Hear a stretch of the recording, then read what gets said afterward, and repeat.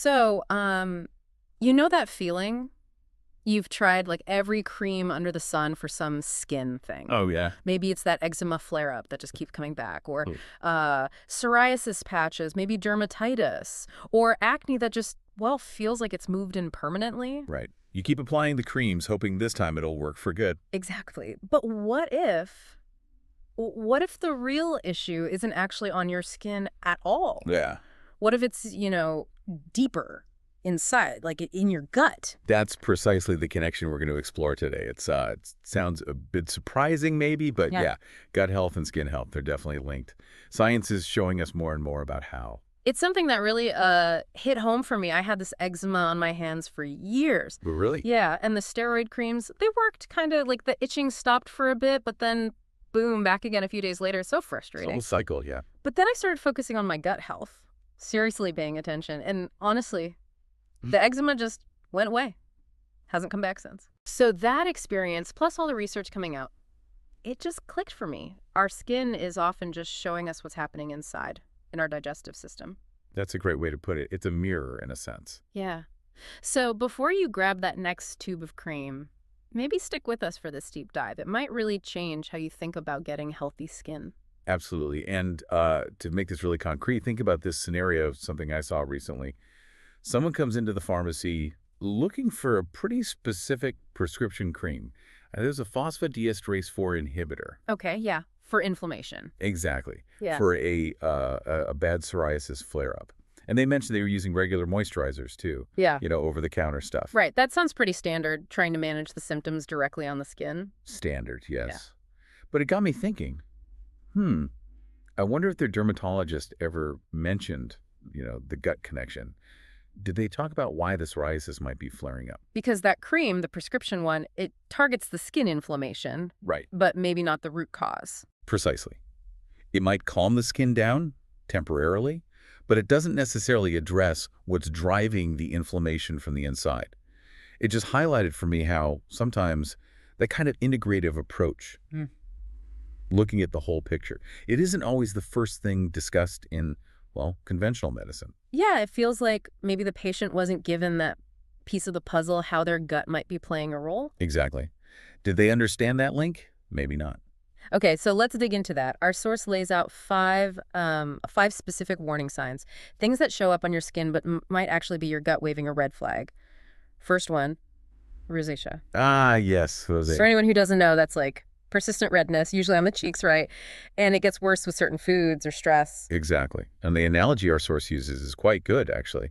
Think of your gut like a garden. Okay. You want lots of good bacteria, the flowers. But sometimes less helpful bacteria, the weeds, they can start to take over. Right, an imbalance. An imbalance, yeah. And that imbalance creates inflammation in the gut, like a smoldering fire inside. And that fire shows up on your face as rosacea. That's the idea. The internal inflammation manifests externally. And what's interesting is that research is now even looking at specific strains of gut bacteria that might trigger the inflammation leading to that rosacea redness. So it's getting quite specific. And dermatologists often give antibiotics for rosacea, don't they? They do. And it might help temporarily, by knocking back some of the bacteria overall. But it's like just pulling the tops off the weeds, not fixing the soil where they keep growing back. Perfect analogy. Yeah. It doesn't address the underlying imbalance in the gut garden. Yeah. Those less beneficial bacteria, they can actually release toxins. Toxins, okay. Yeah. And these toxins can get into the bloodstream, travel around, and trigger inflammation elsewhere, including the skin, contributing to the redness, the bumps, all of it. Wow. Okay, so sign number 2, those sudden acne breakouts, especially the really annoying ones that pop up just when you thought your skin was finally clearing up. What's the gut link there? This often points towards something called SIBO, small intestinal bacterial overgrowth. SIBO, right. Heard of that. So basically, SIBO is when bacteria that should be living down in your large intestine, your colon, they migrate upwards. Into the small intestine where they shouldn't be. Exactly. Too many bacteria in the wrong place. And that causes quite a bit of inflammation right there in the small intestine. Okay, so like unwanted guests crashing a party in the wrong room, causing a mess. Kinda, yeah. And this inflammation doesn't just feel bad, like bloating or discomfort. It actually messes with how you absorb nutrients. Okay, so the skin isn't getting the vitamins and minerals it needs because of the chaos in the gut. That's a huge part of it. The bacterial overgrowth interferes with breaking down food properly and absorbing those vital nutrients. It can also explain why some people feel worse after eating really healthy stuff like a big salad. Wait, really? Healthy food makes it worse? It can, yeah. If your gut lining is damaged or you have SIBO, even healthy high-fiber foods can be hard to digest properly and can actually trigger more symptoms, more distress. Your body just isn't utilizing them well. That's counterintuitive. Okay, sign number 3. Feeling bloated after meals. Especially, after pasta or bread, those carb-heavy meals, we've all been there. How does that connect to skin? Well, that bloating itself is a pretty clear signal from your gut, right? It's saying, hey, something's not quite right down here. Distress signal. Got it. And often gluten, which is the protein in wheat, barley, rye, it could be a big trigger for inflammation in many people. Right. But here's a really, really crucial connection the source points out. The more inflamed your gut is, the less zinc you absorb, even if you're eating zinc-rich foods or taking a supplement. Whoa, hold on. So gut inflammation actually blocks zinc absorption, even if you think you're getting enough. Exactly. The inflammation damages the gut lining where absorption happens. So even if zinc is present, it can't get into your system properly. That's huge. I bet a lot of people don't realize that. So what happens to your skin when you're low on zinc because of this? Zinc deficiency can show up on the skin in a few ways. Maybe red, kind of scaly patches, often around the mouth and nose. Brittle nails can be another sign too. Visible signs that you're missing key building blocks. Okay, moving on to number 4. Low vitamin D, even if you're taking supplements. And this often goes hand in hand with skin conditions. Why wouldn't the supplements work? It seems weird, right? But it goes back to the gut lining again. Imagine the inside of your intestine is like a shag carpet, a very dense, hairy carpet. Okay, weird image, but I'm with you. Those hairs are called microvilli, tiny, tiny projections. And they are absolutely essential for absorbing nutrients, including vitamin D. Ah, so if the gut is inflamed, the carpet gets damaged. Precisely. Inflammation flattens or damages those delicate microvilli. So their surface area, their ability to grab nutrients like vitamin D, is seriously reduced. And the source had a pretty stark statistic on this, didn't it? Something like 90% of people with psoriasis or eczema have low vitamin D. Yes, around 90%. It's incredibly common in those conditions. So you could be popping vitamin D pills, but if your gut carpet is damaged from inflammation, the vitamin D just isn't getting absorbed effectively. Exactly. It might not be making it into your bloodstream where it needs to go. And this also helps explain why sunshine often helps people with psoriasis, right? Ah, because the sun helps your skin make vitamin D, bypassing the gut absorption issue altogether. You got it. It's the most efficient source, and it sidesteps the potentially damaged gut lining. Plus, it's free. Good point.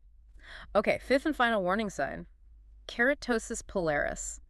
Those little rough bumps, usually on the backs of arms, sometimes called chicken skin. Yeah. What's the gut link? This one can sometimes be connected to issues with your gallbladder. The gallbladder. Okay, how so? Well, the gallbladder's job involves producing bile, which is essential for digesting fats. If your gallbladder isn't making enough bile, or maybe if you've had it removed, it affects how well you absorb fat-soluble vitamins. That's vitamins A, D, E, and K. They need fat and the bile to process that fat to be absorbed properly. Okay, so no bile, or not enough bile, means poor absorption of A, D, E, K, and that can show up as keratosis pilaris. It's one potential manifestation, yes. Your skin needs those vitamins, particularly vitamin A, for proper cell turnover and health. So if someone suspects this might be linked to their gallbladder, what practical things could they look into? The source suggests things like eating foods naturally rich in those vitamins, like beef liver if you're up for it, or cod liver oil. Okay. Nutrient-dense options. That's right. And for some people, taking a supplement that actually contains bile salts can help support that fat digestion and vitamin absorption. Interesting. Okay, so we've got the 5 warning signs: rosacea, sudden acne SIBO, bloating linked to zinc, low vitamin D absorption, and keratosis pilaris potentially linked to bile fat-soluble vitamins. Now, the important part, what can we actually do about it? Practical solutions to heal the gut. All right, let's get into the actionables. First up, dietary changes. The source really emphasizes getting more collagen and glutamine. Okay, why those specifically? They're like building blocks for repairing the gut lining. They help heal and seal that intestinal wall. You find them in meat, but bone broth is a particularly good source. Bone broth, okay. And what about things to cut out or reduce? This is key. The source strongly advises cutting way back on, or ideally eliminating, things like sweets, refined flours, white bread, pastries. The processed stuff. Exactly. Ultra-processed foods in general, and gluten for many people, can be inflammatory. So reducing or removing that is often recommended to help the gut heal. Right, calming the inflammation by removing the triggers. Makes sense. What's next? The source mentioned intermittent fasting and probiotics. Yes. Let's unpack those. Intermittent fasting. Yeah. Yeah, it's best to do this thoughtfully, maybe get some guidance from a nutritionist or a doctor. Sure. But it can be really beneficial. Think about it. If you're eating constantly, your gut never really gets a break. It's always working, digesting. Like forcing an employee to work 16 hours straight every single day. Pretty much. It gets worn out. Intermittent fasting, giving your gut a specific window without food, allows it time to rest, repair, and clean house, basically. How long a break are we talking about? The source suggests around 12 to 16 hours for the fasting window. This break can be especially helpful for SIBO because it essentially starves out some of those overgrown bacteria in the small intestine. Okay, 12, 16 hours. How does someone start that? Sounds intimidating. It doesn't have to be extreme. A simple way is just finishing dinner a bit earlier in the evening and then pushing breakfast back a little later the next morning.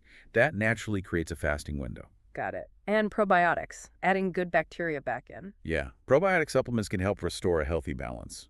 The source mentions a couple of specific types, like Lactobacillus reuteri or strains of bifidobacteria, which are often good for the colon. But it's probably best to check with a professional on which specific probiotic is right for you. Absolutely. It's not one size fits all. Getting the right strains for your specific situation is important. Okay. What else? The source mentions zinc and vitamin D again, but this time as supplements. Yes, D3 specifically, and ideally paired with vitamin K2, which helps the D3 work properly. Supplementing zinc and D3 plus K2 can be helpful, especially if tests show you're deficient. Right. But remember what we said earlier. About absorption. Exactly. Fixing the gut health, healing that lining, is often step one. Otherwise, you might be taking supplements, but they aren't getting absorbed well anyway. You need the foundation first. Good reminder. Okay, lastly, fermented foods. Sauerkraut, kefir, pickles. They're everywhere now. How do they fit in? They're great.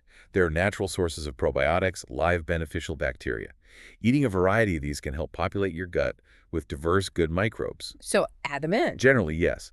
But the source adds a little caution, especially if you suspect SIBO or are very sensitive to fiber. Sometimes adding a lot of fiber and fermented foods too quickly can cause digestive upset if your gut isn't ready.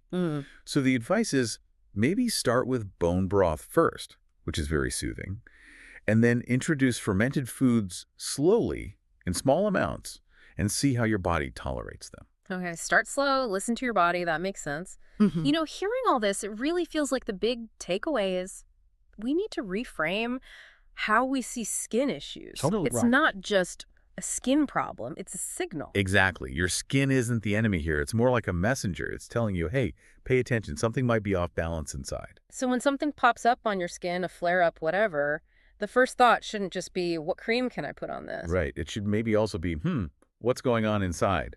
How's my digestion been? What have I been eating? Looking inwards first. So the core message from this deep dive seems crystal clear. What's happening in your gut really does show up on your skin. They're deeply connected. Couldn't have said it better myself. It's all interconnected. Which brings us to the question for you, listening right now. Hearing all this, does it make you think differently? Will you maybe consider making a change, focusing a bit more on your gut health to potentially help your skin? Yeah, we really hope you reflect on this. Maybe some of those 5 warning signs sounded familiar. And if they did, or if you decide to try something new based on this deep dive, we genuinely love to hear from you. Go find the comment section wherever you're listening, share your thoughts, your experiences. Please do. And if you made it all the way here to the very end, do us a small favor. Include this phrase in your comment. Intestino feliz piel sana. Happy gut, healthy skin. Exactly. It's just a little signal to us that you listen closely and that you appreciate this kind of exploration. It helps us know what resonates. Definitely. And really, our main hope is that this conversation leaves you thinking about that link on Lincoln players, internal health, external appearance. Maybe it sparks a bit more curiosity for you to explore your own health journey. Towards a happier gut and hopefully happier skin too.